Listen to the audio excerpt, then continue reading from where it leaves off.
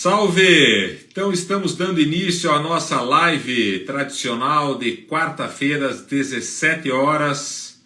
Hoje recebendo a doutora Isabel Kigler Mendes, a nossa querida doutora Isabel, a mãe dos presos, nossa líder, uma figura especial, maravilhosa e que aceitou o nosso convite para estar conosco no dia de hoje. Então eu já estou mandando aqui o convite para ela e ela já entrará conosco e nos próximos 40 minutos a gente vai ouvir a doutora Isabel. Doutora Isabel, que acaba de entrar aqui. Seja bem-vinda, minha amiga. Oi, Marluz. Tudo bem? Tudo bem? Por que está... Pode falar, avó, é que não dá para tirar esses aqui. Não. Oi, Marluz. Tudo bem? Eu que tenho de agradecer, Marluz, o convite para poder estar com você. E agradeço tuas palavras iniciais e te digo que eu é que te admiro, Marluz, em especial pela luta que parece que você não deixa de estar sempre disputando na nossa ordem, sempre lutando. Parabéns por isso. Obrigado. Eu acho que a vida é assim, Marluz. Quando a gente acredita em alguma coisa, quando a gente põe amor naquilo que a gente faz, tem de ser assim. Eu só quero colocar uma palavra. Vocês estão vendo que eu coloquei no meu fundo a minha árvore de Natal. Estou aqui com a árvore. Por quê? Porque o Natal, para mim, é uma coisa muito importante. Quando a gente passa o que nós temos passado no Brasil e que a gente vê que o Natal, mais uma vez, chega com a promessa de vida nova, de paz, de luz, sabe, a gente se renova. Então, desde que eu nasci, talvez porque eu tenho o meu Kugler, que é de alemão, sempre houve muito participação de toda a família no Natal. Então, eu quero desejar, pedir ao Deus menino, ao menino Jesus, que abençoe você em todo o teu trabalho, todos aqueles que estão participando, nos ouvindo, que todos sejam abençoados pelo Jesus menino. Amém. Amém. E mando um abraço a todos. Aqui eu estou com a minha neta, com a doutora Clarissa, aqui me assessorando, porque eu tenho de confessar, Marlon, eu não saí ainda, às vezes eu chego à conclusão que ainda é o fundamental nesta parte aqui que hoje vocês resolveram da tecnologia. E te contar, não estou com muita vontade de seguir, não. Estou aqui no fundamental. Certo, fazer o quê, né? A senhora é maravilhosa e está super atualizada. E eu quero dizer que é uma emoção realmente muito grande lhe receber. E eu vou lhe contar, e a senhora sabe, mas vou contar para todos que estão nos ouvindo. Eu comecei a frequentar as cadeias públicas nas delegacias, e as cadeias públicas e os presídios e as masmorras que nós temos em 1991. E de lá para cá, a pessoa que mais é falada, a pessoa que é mais homenageada, a pessoa que traz e trouxe mais modificações para os presos que nós atendemos é a senhora, é a doutora Isabel. E isso eu fui e sou testemunha disso ao frequentar esses lugares tão insalubres, esses lugares tão indignos, onde as pessoas estão jogadas e que a senhora tanto atendeu, fiscalizou, criticou, propôs, modificou, e a nossa trajetória ainda se entrelaçou pela amizade que eu tenho com a sua filha, com a Bel, que eu tive a oportunidade de conhecer no movimento do DEACO, também lá na década de 90. E a senhora, em 2003, me ajudou e me incentivou na OAB. e agora fez também essa menção, lhe agradeço muito. E eu queria lhe ouvir, nós queríamos lhe ouvir, queríamos que a senhora nos contasse um pouquinho da sua trajetória, das suas histórias, e como que a senhora enxerga todo esse problema dos presos, dos presídios, da questão dos direitos humanos. Então, a gente gostaria de lhe ouvir, doutora Isabel. Bom, Marlos, outro dia, há pouco tempo, agora em maio, eu era presidente do Conselho da Comunidade, um órgão da execução penal. E aí eu resolvi sair, mas eu resolvi não para mim ficar sentada, mas ao contrário. Eu vou falar uma coisa que mais tarde eu vou levar também, porque eu tenho 8 livros prontos e eu resolvi que está na hora de divulgar meus livros. Então, eu saí, já revisei, aproveitei a pandemia, revisei 4, que é o que eu estou querendo lançar.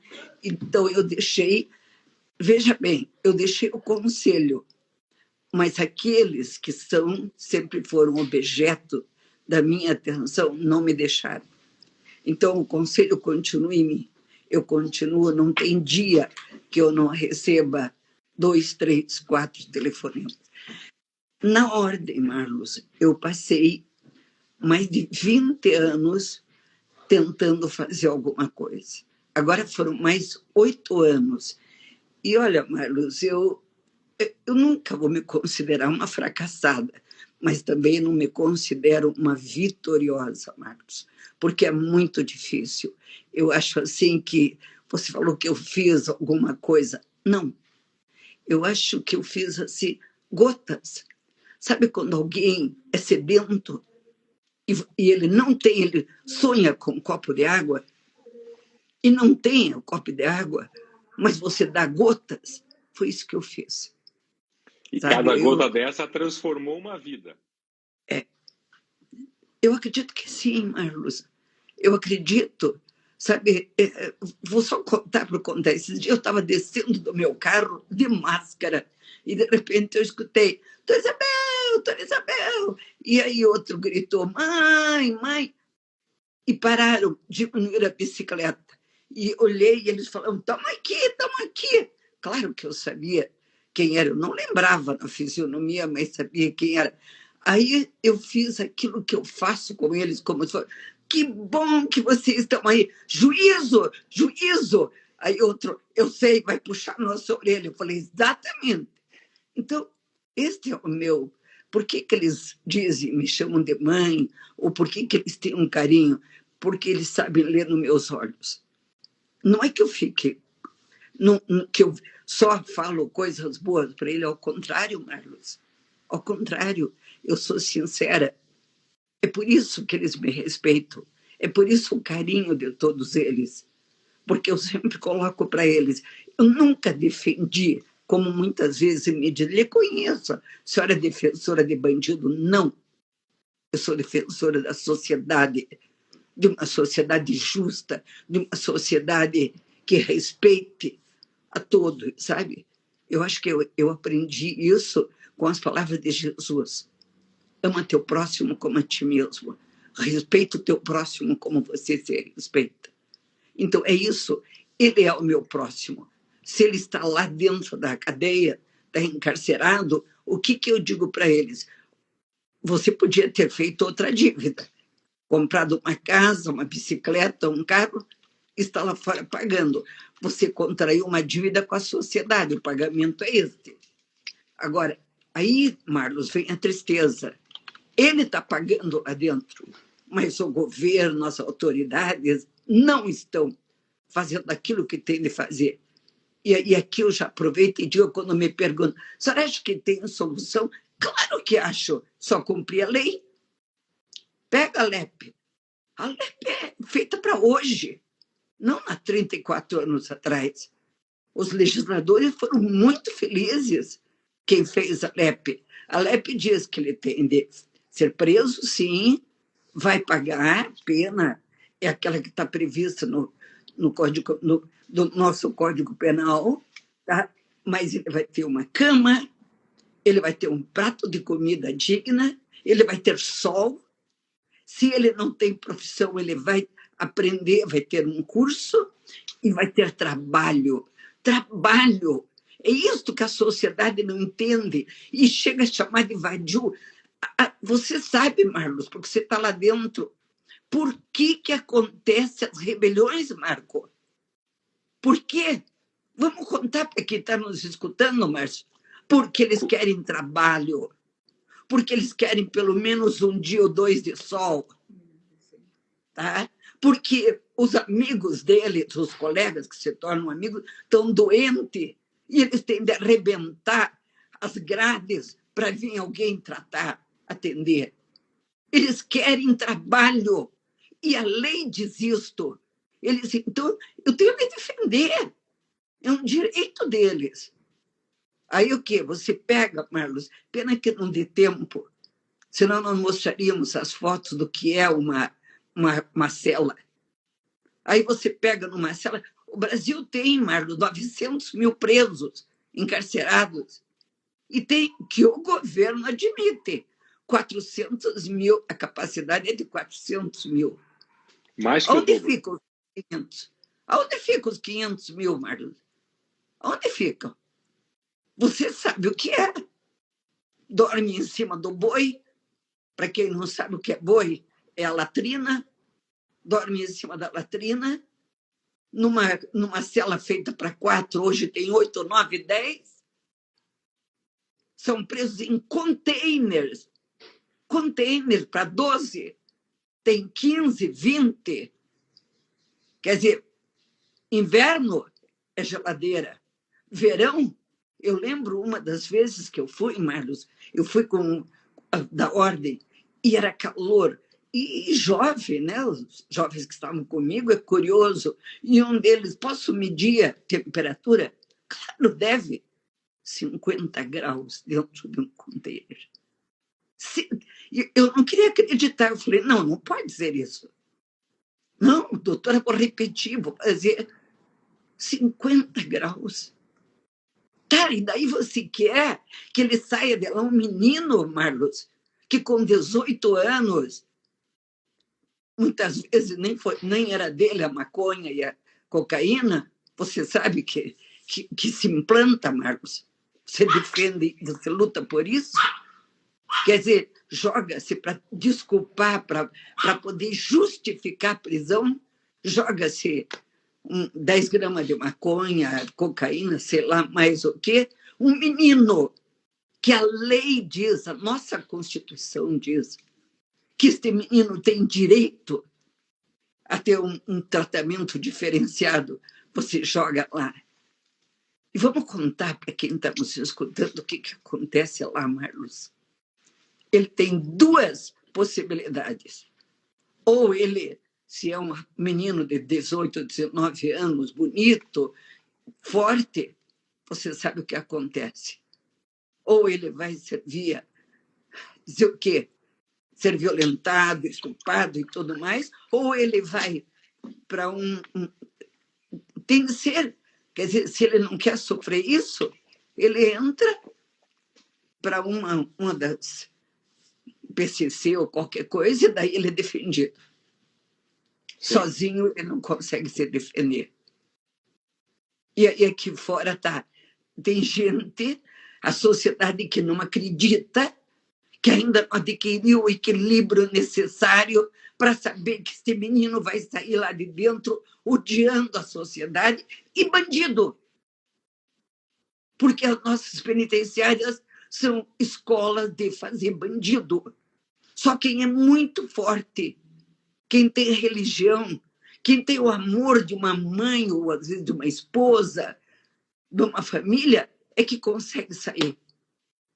Porque senão vai virar bandido. Então, é isto que eu defendo. Eu defendo a sociedade.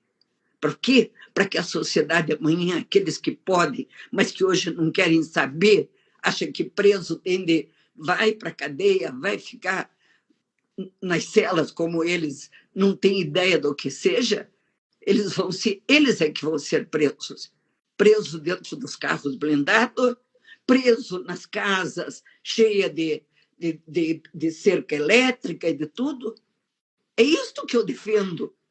Eu não quero que os meus netos... Aliás, eu tenho bisnetos já, Marlos. Você sabe que eu acabei de ir para a Bahia conhecer a número 13, a Estherzinha. Minha 13ª bisnetos. 13 bisnetos já? Bisnetos! Mas não é muito. Eu tenho 18 netos. O que você quer? Tem 13. Eu comecei... Não é tanta vantagem. Eu comecei cedo. O meu primeiro filho ganhei com 17 anos. Tá?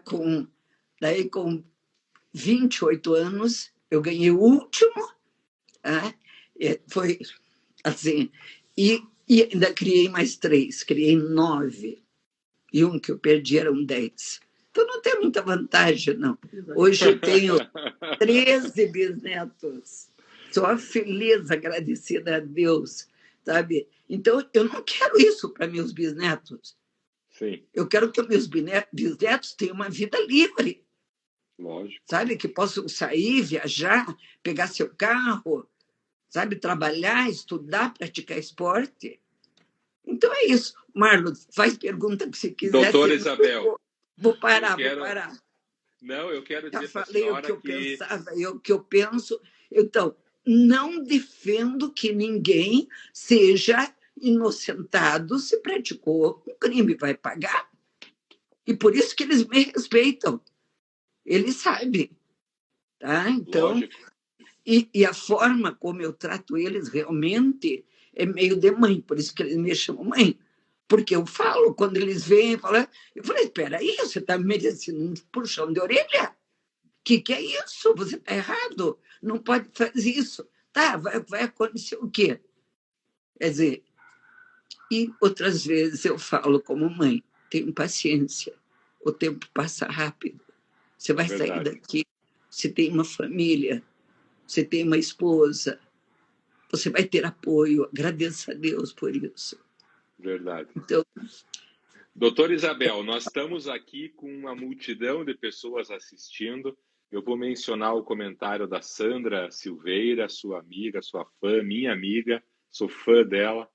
Ela concordando com a senhora, dizendo que são um amontoado de presos, que é uma pena de morte camuflada, é uma morte física, é uma morte moral. E eu vou pedir para o Luiz Roberto, que está aqui comigo, colocar nos comentários e fazer uma propaganda do projeto da Sandra, que é o projeto Anjos Noturnos, que serve refeições, 350 refeições para moradores de rua toda semana. Com essa altíssima dos preços, aí a gente está enfrentando todo tipo de dificuldade. Então, o Luiz Roberto vai colocar aqui o Pix, quem puder ajudar. A gente está com a campanha do Natal agora. E a Sandra, junto com a Clarissa, com a Eliana, com a Carolina Assad, tanta gente boa que ajuda esse projeto, que participa e quer ser o fã e que mandou mensagem durante a semana, ficando feliz com a sua presença. E outro comentário do Francisco Zardo, lembrando, ele que é do escritório, sócio do escritório do professor René Dotti, dizendo que o professor... Lembrando que o professor René era lembrar com carinho, com tudo. Eu lembro com muito carinho do professor René. Tá? Gosto muito dele. Uma das últimas coisas que ele fez ainda foi uma página muito linda que um dia eu vou até tomar liberdade de mandar para você. Ó. Eu já me emociono, não quero. Obrigado. E ele está dizendo aqui que o professor René era seu fã, como todos nós. Agora eu quero voltar um pouquinho e a gente falar do Brasil Nunca Mais. A senhora teve uma participação especial nesse livro, não teve, doutora Isabel? Um pouco, né? Um pouco. O que a senhora nos conta dessa passagem? Sabe, Marlos, eu acho assim que são coisas... Eu vivi muito a Lava Jato, né? Sim. Eu vivi muito. Talvez tenha sido isso. A Lava Jato foi alguma coisa na minha vida que eu acho até que eu conto, né, nisso, que o porquê que foi importante. Eu um dia recebi um telefonema do diretor, não vou dar nomes, né? E ele falou para mim, doutora Isabel, senhora pode vir aqui agora? Eu falei assim, agora, já? Eu falei, tudo bem, o que aconteceu? Um lava-jato tentou suicídio. Aí eu fui imediatamente, né? Isso era aqui na Polícia Federal ou lá no Complexo Médico Penal? Não, no Complexo Médico. Uhum. Depois, se der tempo, eu falo por que eu não ia na Polícia Federal. Uhum. E aí eu fui, e claro que tentei ajudar e fiquei, daí eu ia, pelo menos no início, 2 vezes por semana, era uma pessoa maravilhosa, já com seus 70 anos, era uma pessoa já com mais idade. E isto me colocou, assim, como é que eu diria para você, me colocou os lava-jatos tendo confiança. E aí foi começar a falar e a conversar, e daí eu tive uma participação assim, muito grande, né, dentro de tudo isso, e eu acho que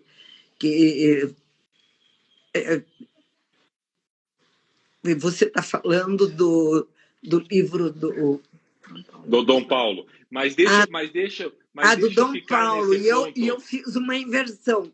Eu peguei o livro do Walter. Do Walter Nunes. Isso, Walter Nunes. Eu fiz agora uma... Desculpe, acontece. Não tá ótimo. Agora que eu estou lembrando, espera lá, o Brasil Nunca Mais, do Dom Paulo Evaristo.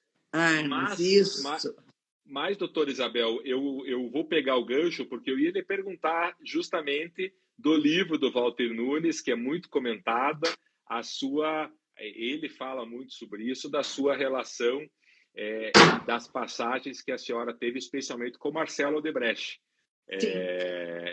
E a senhora ali, em várias entrevistas ou em várias matérias, o pessoal diz que a senhora atendia destes presos que nós tanto falamos até agora, desse horror das masmorras, até os presos da Lava Jato, que tinham lá uma ala específica no Complexo Médico Penal e tudo. Então, conte para nós como é que foi essa experiência e os detalhes, que é muito interessante, o pessoal tem curiosidade de lhe ouvir. Foi aquilo que você colocou. Eu acho que da mesma forma que eu tratava aquele coitadinho que tiraram da rua para jogar lá dentro do cárcere, o mesmo tratamento eu dava para os lava-jatos. Então, o Marcelo Odebrecht é uma pessoa muito especial. E eu acho que o Marcelo, exatamente por não ter tanta... A gente conversou muito. Como ele conversava ali dentro, a gente conversou muito com o Marcelo. E eu só quero lembrar o porquê, porque eu via aquilo que hoje o Brasil está vendo. Já viu que o Moro, que o ex-juiz Moro fez? A gente via ali. Eu lembro um dia que o Marcelo me falou, sabe, doutora Isabel, eu quero dizer para a senhora que eu não ligo de estar aqui preso, mas eu choro, ele me disse, pelas 300 empresas do grupo Odebrecht que foram destruídas pelo juiz Moro. Eu quero dizer para a senhora que, se contar pelas famílias, isto atingiu mais de 1 milhão de pessoas. Eram 300 empresas. E essas 300 empresas davam mais de 600 empregos. Desculpe, eu não quase 1 milhão de famílias era atingida, foi o que ele disse, quase 1 milhão. Mantidas exatamente. Por esses empregos da E a outra coisa que eu guardei, e até comentei hoje ainda com a doutora Clarissa, quando ela comentava alguma coisa comigo, eu disse, estou lembrando do Marcelo Odebrecht. O Marcelo Odebrecht, ele me contou muito sobre o avô dele, que ele foi criado pelo avô. E ele me disse, sabe, doutora Isabel, tem uma coisa do meu avô que isso ficou na minha vida. Meu avô dizia, pense no que você vai fazer. Reflita antes de fazer. Porque se der certo, você é o beneficiado. Eu, teu avô, posso ficar feliz, mas o beneficiado é você. Mas se for negativo, eu vou ficar muito triste, mas você será o prejudicado e arcará com as consequências. Não faça nada sem pensar. Então, sabe, ficou doutor Otávio também, doutor Otávio, que era o diretor da Andrade Gutierrez, também. Outra pessoa que me marcou, eu fiquei surpresa com a inteligência e capacidade dele, foi o que eu sempre o chamei assim. Eu sempre chamei a todos por senhor, por se era doutor, o ministro, como todos chamavam, José Dirceu. O José Dirceu tem uma capacidade impressionante. Eu me lembro uma vez que eu estava junto com eles e se falou em transporte no Brasil. Ele deu uma aula. Ele deu uma aula falando que o que aconteceu no Brasil, transporte rodoviário, transporte de todos os tipos. Então, a capacidade, a inteligência, e de outros tantos que lá estavam, sabe? Pessoas como, quando eu fui agora para a Bahia, o Luiz Argolo, que foi deputado, que foi tudo, o Luiz Argolo fez questão, eu estava na praia de Jacuípe, lá conhecendo a minha netinha, o Luiz Argolo foi lá para me visitar. E aí eu soube o porquê, não por ele, eu soube por familiares da minha neta, baiano, por que o Luiz Argolo foi preso. Porque ele era uma ameaça. Ele ia tirar o lugar do governador que depois foi eleito. Mas, meu Deus, aqui no Paraná, um juiz federal aceitar fazer coisas como essa, tirar um deputado que era candidato. Eu ainda tenho surpresa com a Lava Jato. Eles me contaram, sabe por que ele foi preso? Eu falei, não sei por que ele foi preso. Pois é, ele está conseguindo agora voltar, já foi, os processos estão agora correndo e tudo mais, porque ele era uma ameaça. O pai dele, o seu Manuelito Argolo, ele foi o vereador mais novo, o prefeito mais novo da Bahia, e seria o governador. Quer dizer, o Silvio Januário de Maringá está aqui conosco, vibrando com as suas palavras aqui em relação ao Lava Jato. Está aqui também conosco a Carol Menezes, que a senhora conhece, casada com o Pedro. Sim. Né? dando Quer dizer, um abraço então, na senhora. são beijo, coisas, Carol. sabe, que eu vi na hora que acontecia. Eu chegava, eu lembro que eu cheguei, o caso, quase que eu falei, não vou falar dessa pessoa que tentou suicídio. Eu cheguei um dia lá e ele não estava. E eu falei, cadê o doutor fulano? Onde é que está? Daí falaram para mim, doutora, levaram, né? A senhora sabe onde está. Ele vai abrir a boca, doutora. Eu falei, meu Deus, ele me disse que nunca ia delatar, que não tinha. Doutora, estou contando que fala, se ele não abrir a boca, doutora, o filho vai vir com ele, vai fazer companhia para ele, doutora. O filho vai fazer companhia. Aí o outro, meu amigo, um dia eu cheguei, que me tornou-se meu amigo, um rapaz do Rio maravilhoso. Eu cheguei, cadê? Não está. E ele dizia para mim, eu não tenho nada que falar, não tenho nada. Foi abrir a boca, como eles diziam. Falei, por quê? Porque o irmão médico, que a senhora sabe quem é, vinha fazer companhia para ele se ele não abrir a boca. Então, o que eu vi, sabe, Marlon, o que eu vi acontecer foi muito triste, mas muito triste mesmo, sabe? E lá no CNP, doutora Isabel, eles ficavam numa ala separada, né? A senhora tinha acesso a essa ala. Todos separados, ficavam na sexta galeria, todos separados. E apesar de serem pessoas, altos executivos, políticos, enfim, figuras importantes da sociedade, como é que se deu a organização deles lá? A senhora... Olha, era o primeiro líder era o Marcelo Debreche. Todo mundo, o Marcelo fazia, era limpo, cheiroso, era cheiroso porque a família levou.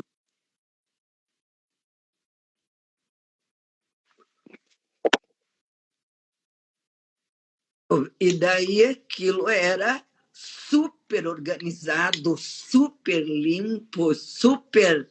Né? O Marcelo fazia o negócio ali funcionar. Tá? E depois que ele foi outro...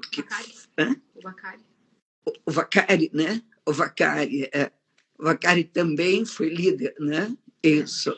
Então, eles sempre tinham um líder. Cada galeria tem, né? Que cobrava, tinha de ter mesmo, mas eles, porque a direção falava com os líderes, né? Mas eles eram líder mesmo, era tudo limpo, arrumado, em ordem, organizado. A doutora fala que as celas eram iguais a daqui. Então Tudo. não tinha esse privilégio. Exatamente, não tinha, e ali todos eram iguais. Não tinha Marcelo Debreche e o outro lá que veio porque foi denunciado, porque tinha gente lá que só entrou porque outros abriram a boca e denunciaram. Vocês tinha de denunciar. Né? Como que era o senador Argelo. Dinho Argelo. Como ele falou para mim, doutora, me fez eu ler o processo dele, né? Ele falou, está aqui, ó, doutor, eu tenho mais de 60 imóveis, veja de quando foi meus imóveis, do meu avô, passou do meu avô para meu pai, para mim, agora é isso aqui, eu tirei, e aí ele me falou, a senhora sabe por que eu estou? Porque quem abriu a boca, coitado, tinham de ter pessoas para denunciar. Quer dizer, então, sabe, Marluz, a minha experiência com eles foi bem grande, viu? Bem grande. Por isso, eu acredito, quando o Luiz Argolo foi me visitar, eu liguei para o doutor Otávio, né, Otávio Azevedo. Nossa, doutor Otávio, todos eles têm o respeito que eu tive e tenho com eles. Quer dizer, claro que eu não vou, né? Mas, doutor Otávio, estou esperando, a senhora vai visitar a filha, vem me visitar. Falei, bem. Então, mas me doía muito, sabe? Quando o doutor Otávio me falou, nós tínhamos 240 mil funcionários. Yeah. Quando ele falou para mim, não temos mais 50. Parou, acho que fechou. Não, estou ligando bem. Mas eu não estou enxergando. Veja para mim. Clarissa, aparece na tela aí. Tá lá. Olá, doutor, tudo bom? Salve, obrigado pela tua ajuda, Clarissa. Imagine. Backstage do doutor Isabel, obrigado. Imagine. Doutor Isabel, vamos entrar em outro tema agora. Vamos. Grande estilo. Vamos falar do caso Abage. E por que do caso Abage? Porque agora o advogado, o Figueiredo Bastos, entrou com uma revisão criminal. Inclusive, eu quero convidar todos que estão nos ouvindo, no dia 16 de dezembro, às 17 horas, eu e o Guilherme Lucchesi vamos receber o doutor Figueiredo Bastos, a doutora Cláudia Rocha, de Londrina, para tratar da revisão criminal. Não especificamente do caso Evandro, mas também dessa revisão criminal e de como que funciona a revisão criminal, que é um instrumento super estreito, de utilização super estreita. Mas a senhora teve uma participação muito ativa nesse caso, que é um caso rumoroso desde sempre. Então, eu queria que a senhora desse os furos de reportagem para nós aí. Primeiro, eu quero te dizer que o meu respeito, o meu carinho com o Figueiredo. Ele é um menino excelente, a absolvição delas no primeiro júri deve-se A ele, tinha muitos junto, mas a vitória foi dele. Ele sabe o que eu penso, porque eu falei, outros levaram louros e louros, mas, na realidade, ele foi o responsável. Então, eu fico feliz que ele esteja agora pegando esse caso, levando para frente. Bom, é uma história muito grande, né, Marlon? Eu era presidente do Conselho da Condição Feminina. Foi um conselho inovador que começou aqui. A Marlene Zanin foi quem fundou e eu fui a segunda presidente. Fiquei 14 anos lá. E eu recebi uma visita de Dona Cíbia Bage. E o Nassib foi me contar que elas eram primas, né? Que elas tinham sido violentadas, que a Beatriz Abage tinha sido estuprada. E eu, inclusive, eu era articulista convidada da Gazeta do Povo, eu tinha feito uma matéria abismada com aquilo tudo que a imprensa dizia. E aí, eu não sei o que está... Será que não está acabando? Veja lá. Eu falei, se é verdade, por favor, me traga os autos. E aí eu vou ver. E eles me trouxeram os autos. E eram 5 volumes. Veja, Marlon, eu nunca fui criminalista. Eu era procuradora na Câmara Municipal, eu trabalhei sempre com direito constitucional. Tá? Então, quando eu abri o primeiro volume, eu falei, não é possível. Aqui é um absurdo. E eu comecei a ver o que tinha. E aí, quando eu li as declarações dos homens, pessoas humildes, simples, que não tinham condições, eu falei, o que é isso? Isso aqui é uma declaração técnica. E aí eu comecei a levantar. Eu levantei primeiro o processo, chamei a imprensa, levei para a imprensa sem conhecê-los. E aí fui visitar as mulheres. E elas me contaram tudo o que tinham sofrido. E aí eu fui visitar os homens. E sabe o que aconteceu? Não permitiram, me negaram. Eu tive de entrar como assistente de defesa dos homens para poder entrevistá-los. Que coisa! Não sabia disso. Você acredita? Claro! Pega lá que você vai me ver, eu de assistente de defesa. Eu que nunca trabalhei com direito penal. E aí, Marlos, eu vi na Beatriz as cicatrizes, que ela muitas tem até hoje, nos dedos, na testa. Mas quando eu vi os homens, aliás, eles eram verdadeira juíza, tinha proibido que cortasse as unhas e os cabelos deles. E eles eram verdadeiros bruxos. Você não acredita.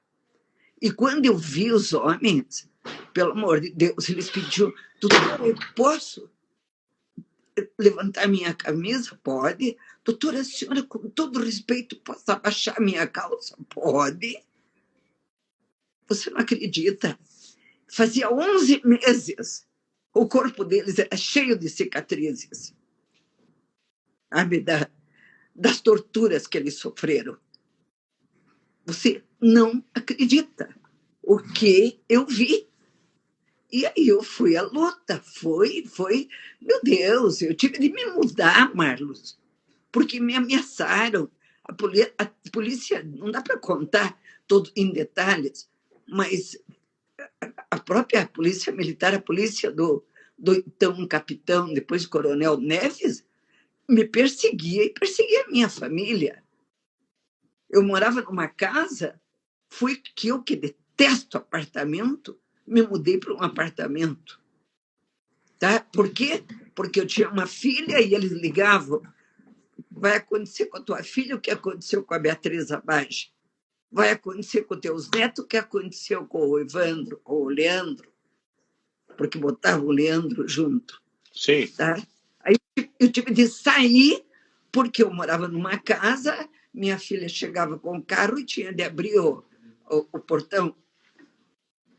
tinha de descer do carro para abrir o portão.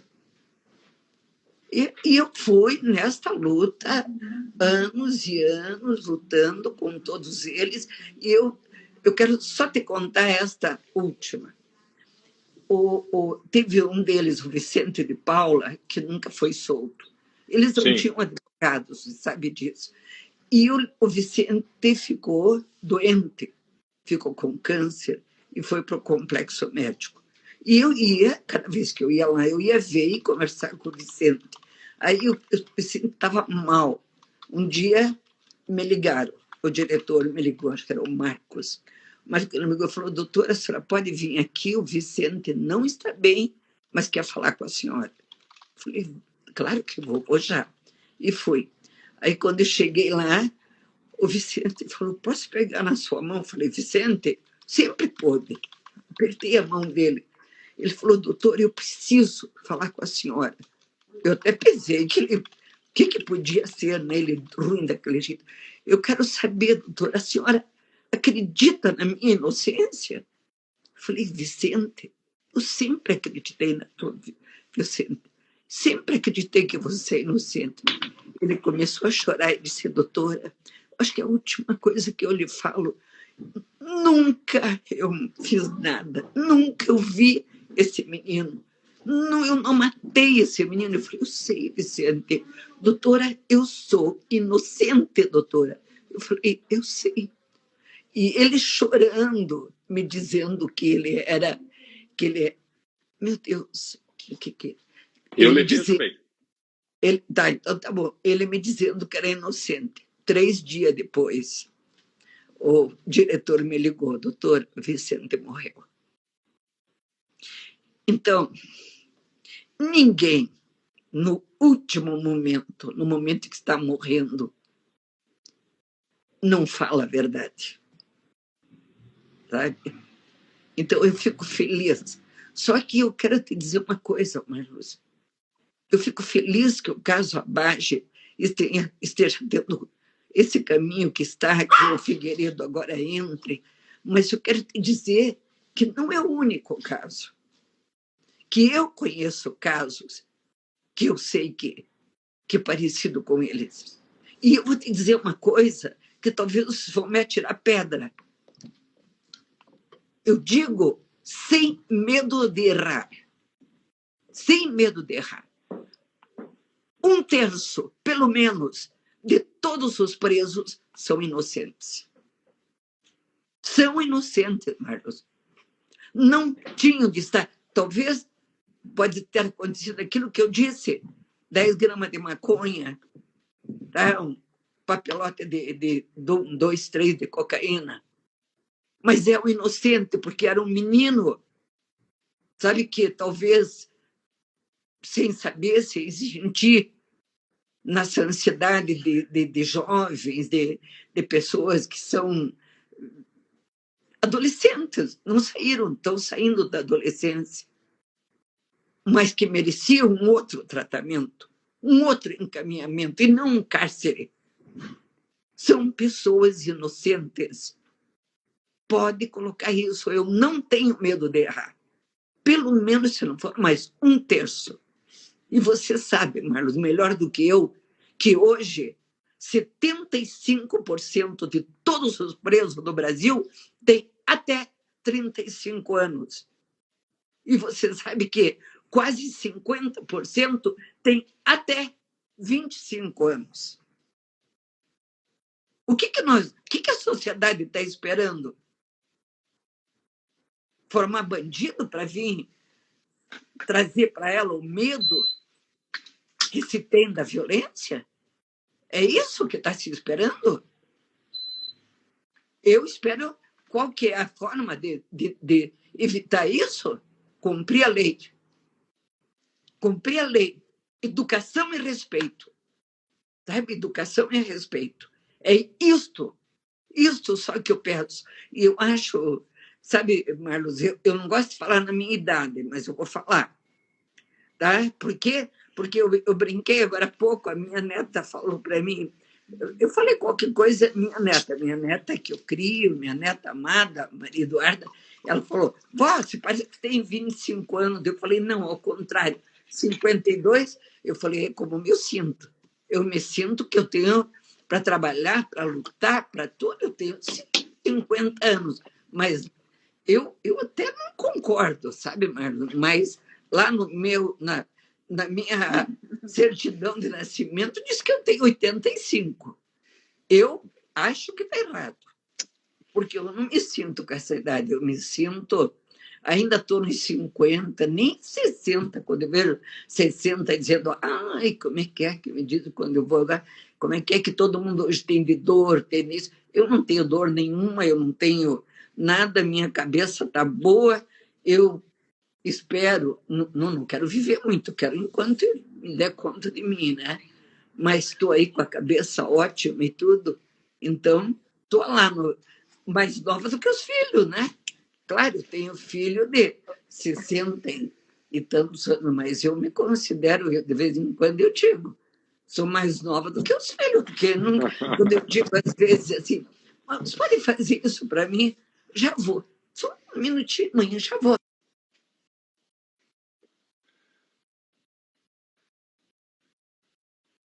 Falhou o áudio, Clarice. Agora a gente não está ouvindo. Daí A senhora dali estava a pouco dizendo que os filhos pedem para a senhora fazer alguma coisa. Fazer alguma coisa. Eu peço. A senhora pede. Eu que peço. Faz isso para mim. Dali a pouco. Não, calma, mãe, tu está descansando um pouquinho, já vamos lá ver o que a senhora quer. Dali a pouco vem. O que a senhora quer mesmo? Não, já fiz. Conta como a senhora voltava das inspeções e a gente. Olha, parou de novo, vê lá. Não, estou lhe vendo. Tá vendo, doutora, tá vendo. Daí, deixa eu te contar, eu tinha uma equipe, né, lá no Conselho e também na OAB. Na OAB eram uns 10 ou 12, no Conselho era menos. Aí a gente ia na penitenciária. Lá você anda quilômetros, né? Quando eu vou em tudo, né? Anda quilômetros. Aí quando a gente saía, né, Marlos? Quando saía, o pessoal, ai, não aguento mais. Eu sempre perguntei, cansaço do quê, gente? Parece que eu sou mais nova do que vocês, porque eu não tenho nem um cansaço. Por quê, Marlos? Tem segredo? Não, porque eu amo o que eu faço. Verdade. Porque eu coloco amor. Porque eu acredito no que eu faço. Verdade. Eu acredito. Se eu estou lutando, até brigando, né? Se eu estou brigando, claro. Eu sei, Marlos, tem gente que não me suporta. Mas eu não estou nem aí. E eu queria, com essa sua mensagem de amor, de esperança, e com esses teus depoimentos maravilhosos, doutora Isabel, e também resgatando a árvore de Natal e esse espírito de renovação que a senhora deu essa bênção para todos nós, tão linda no começo, eu quero encerrar agradecendo a presença de todos. Eu que agradeço. Agradecendo a senhora possibilitar que a gente tenha feito essa singela homenagem, que eu, desde que ele conheci, desde que eu vi falar da senhora a primeira vez lá em 91, eu fui lhe conhecendo e ouvindo, e a senhora sabe, cada vez que eu lhe encontro, faço questão de beijar a sua mão, porque a senhora é uma referência enorme para todos nós. E eu poder lhe fazer essa singela homenagem, de abrir esse espaço para a senhora e lhe ouvir tanta história boa, tanta história bonita, tanta história de amor, tristes de um país hoje acabado por um presidente maluco, por uma política maluca, por pessoas que querem esses presos cada vez mais presos ou mortos, mas que nós, com a sua liderança desses anos todos, 85 anos de luta pelos direitos humanos, pela Constituição Federal, pelo respeito à vida humana, à dignidade da pessoa humana. A senhora é nossa referência e a gente vai continuar lutando. Então, agradecer demais a sua presença, a possibilidade de conversar com a senhora, dizer aos nossos ouvintes que o backstage hoje, além do Luiz Roberto Juraski Lino, que está sempre comigo, teve também a Clarissa Baruch, aí junto com a doutora Isabel, teve a Bel Paredes. Teve a Bel Paredes. A Bel também, a Bel está aqui do lado também. Filha da doutora Isabel, que eu amo de paixão, minha amiga desde sempre. E eu termino emocionado dizendo que essa live vai ficar gravada aqui no nosso Instagram, vai para o YouTube do Arnes de Oliveira e Andreasa, e no dia 16 de dezembro eu espero vocês, junto com o Guilherme Lucchesi, para a gente tratar desse caso da revisão criminal, não só do caso Evandro, mas da revisão criminal como um todo. Um beijo para todos, muito especialmente para a senhora. Obrigada, Marlos. Agradeço mais uma vez. Não é bem tudo que você fala, né? Eu luto. Não. Tá? Mas só quero dizer isso. Vale a pena você lutar pelos direitos de todos, porque eu considero direitos humanos, para mim, é o direito de todos, em todos os sentidos. Então, eu acho que, com certeza, quando você luta, acredita e põe amor no que você faz, você continua jovem, como eu estou aqui. Tá? Com a minha idade, nós dois com 52 anos, uma alegria. Com certeza. Viva, doutora Isabel. Feliz Natal para todos. Saúde para a senhora. Jesus, menino, abençoe a todos. Tá? A todos nós. Obrigada, beijo. Carlos. Tchau, Obrigada. tchau.